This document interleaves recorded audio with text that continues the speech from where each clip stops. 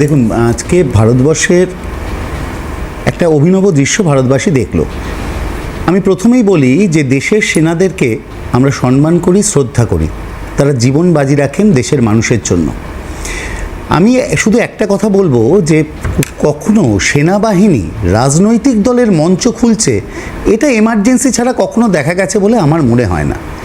প্রশ্ন একটাই, বিজেপি দল দেশের সেনাবাহিনীকে আর কতটা নিচে নামাবে? আমি খুব পরিষ্কারভাবে বলি, সেনাবাহিনীর প্রতি সম্পূর্ণ শ্রদ্ধা এবং সম্মান রেখে বলি, 31শে আগস্ট অবধি সময়সীমা, পারমিশন নেওয়া হয়েছিল, সিকিউরিটি ডিপোজিটও জমা দেওয়া হয়েছিল। তাহলে একটা 24 ঘন্টার সময়, একটা নোটিশ কলকাতা পুলিশকে, আজকে আপনারা জানেন যে আজকে পুলিশ ডে, কলকাতা পুলিশকে তাদেরকে জানানো যে রাজনৈতিক দল সভা করার জন্য অনুমতি চেয়েছে, যারা প্যান্ডেল বানিয়েছে তাদের সঙ্গে কথা বলা।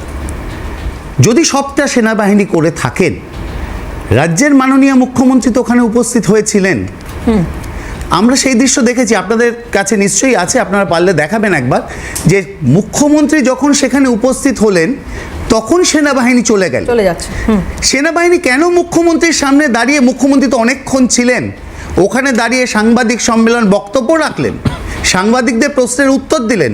তিনি বললেন পরিষ্কারভাবে যে আমার দলকে, কলকাতা পুলিশকে জানানো হয়নি। সেনাবাহিনীর যে কর্তারা সেখানে উপস্থিত ছিলেন তারা ওই সভাস্থলে দাঁড়িয়ে মুখ্যমন্ত্রীকে বললেন না কেন, না ম্যাডাম জানানো হয়েছিল, এই তার এভিডেন্স।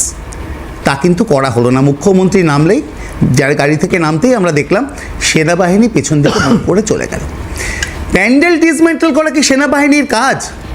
যে ভারতীয় সেনাদের ভারতবাসী, 143 কোটি ভারতবাসী শ্রদ্ধার আসনে রাখে, তাদেরকে দিয়ে প্যান্ডেল খোলানো হচ্ছে। আমি আবার বলছি যে বিজেপি আর কত নামাবে? কেন বলছি কথাটা, বিজেপি কেন? আপনারা দেখবেন যে কারণেই আন্দোলনটা হচ্ছিল, কেন আন্দোলনটা হচ্ছে? বাংলা ভাষার ওপর আক্রমণ, বাঙালির ওপর আক্রমণ, বাংলার ওপর আক্রমণ। এই আক্রমণের পরিপ্রেক্ষিতে বাংলার অস্মিতাকে বজায় রাখার জন্য, বাংলার সংস্কৃতি, বাংলার ঐতিহ্যকে বজায় রাখার জন্য গণতান্ত্রিক পদ্ধতিতে গান্ধী মূর্তির পাদদেশে এই আন্দোলন হচ্ছে। নির্বাচন আসলে এবং নির্বাচনের ঠিক আগে থেকে দেখা যায় বিজেপি অতি সক্রিয়তা তৈরি হয়ে যায়। কখনো অর্থনৈতিকভাবে অবরুদ্ধ করে দেওয়া, কখনো তাদের শাখা সংগঠন ইডি, সিবিআই, এনআইএকে লেলিয়ে দেওয়া, কখনো নির্বাচন কমিশনকে রাজনৈতিক উদ্দেশ্যে ব্যবহার করা। এবং আজ আমরা যখন দেখে আসছিলাম মহারাষ্ট্র পুলিশ বাঙালিদেরকে নির্বিচারে পুশব্যাক করছে, দিল্লি পুলিশ বাঙালিদের ওপর অত্যাচার করছে, দিল্লি পুলিশ প্রত্যক্ষভাবে জানতে চাইছে বাংলা বলে ভাষা আছে কি না, নাকি শুধু সেটাই বাংলাদেশি ভাষা। যখন আমরা দেখলাম উড়িষ্যায় ডাবল ইঞ্জিন বা ট্রাভেল ইঞ্জিনের সরকার বাঙালিদের ওপর অত্যাচার করছে, আমরা যখন দেখলাম মহারাষ্ট্রে বাঙালিদের ওপর অত্যাচার হচ্ছে, তার বিরুদ্ধে গণতান্ত্রিক পদ্ধতিতে আন্দোলন, সব পুলিশের রাজত্ব শেষ হওয়ার পরে সেনা নামিয়ে দেওয়া হলো। কিন্তু রাজ্যটার নাম পশ্চিমবঙ্গ, নেত্রীর নাম মমতা বন্দ্যোপাধ্যায়। এখানে কোনো রকম দমননীতি এবং স্বৈরতন্ত্র চলবে না। আগামী দিনে লাগাতার আন্দোলন হবে। আমি আবার বলি, সেনাকর্তাদের প্রতিরক্ষা দপ্তরের থেকে কোনো নির্দেশ এসে থাকলেও তাদের সহিষ্ণুতা দেখানো উচিত ছিল, অন্ততপক্ষে 24 ঘন্টার সময় দেওয়া উচিত ছিল। না, সেইটা নিয়েই তো কথা হচ্ছে সম্রাটদা, যে সেই পারমিশনটা এখানে চাওয়ার কোনো বিষয় ছিল কিনা, যেটা আমাদের সঙ্গে অবসরপ্রাপ্ত সেনাকর্তা কর্নেল সাহেব বলছেন। আমি আসবো সম্রাটদা, আপনারা যে কথা বলছেন রাজনৈতিক কোনো অভিসন্ধি থাকার কথা না, একটা আপনারা সন্দেহ প্রকাশ করছেন এবং পরিষ্কারভাবে বলছি, হ্যাঁ, এবং সরাসরি আজকে মাননীয় মুখ্যমন্ত্রী সে কথা বলছেন।